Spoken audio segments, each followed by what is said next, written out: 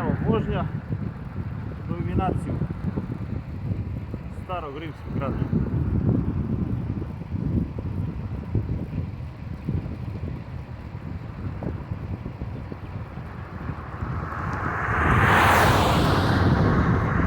Evo Irena je tu.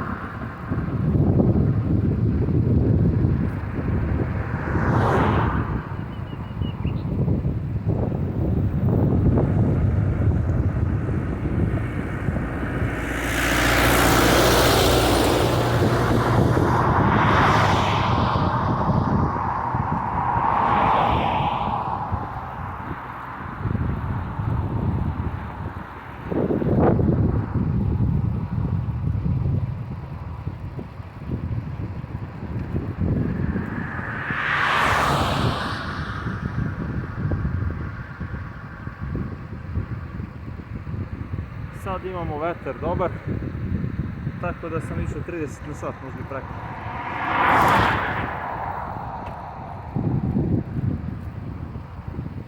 Evo da smanjim malo, da sad čekam i red.